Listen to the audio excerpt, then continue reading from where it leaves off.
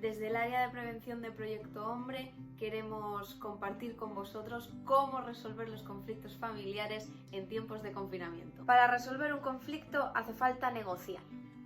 Además hay que tener claro que los problemas no tienen una única solución y además esa solución no tiene por qué ser la nuestra.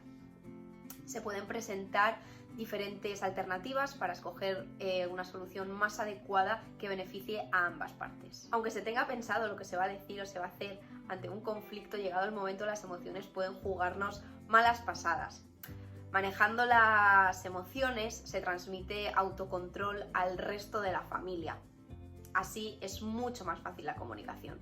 Aprendemos a escuchar, a ser flexibles y, si es posible, a terminar con acuerdos claros. Una habitación desordenada, pasear al perro, poner o quitar la mesa suelen ser causas habituales de riña familiar.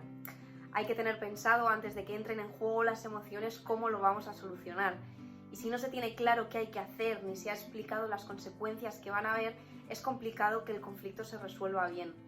Por eso es importante haber negociado previamente con los familiares una serie de pautas que ayudarán a la resolución de conflictos sin acabar a gritos. Si no se tiene claro que las dos partes involucradas en el conflicto tendrán que ganar y perder en igual medida, pueden quedar resentimientos o reproches.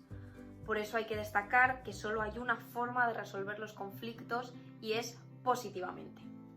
Por esta razón, identificar los intereses comunes ayuda a poder encontrar una solución que beneficie a las partes involucradas. Y para finalizar, hay que ser capaces de ver un conflicto como una herramienta y una oportunidad de cambio para mejorar las relaciones entre los familiares, ya que es conveniente no dejar de resolver ningún conflicto, eso sí, de la manera más adecuada, de forma positiva.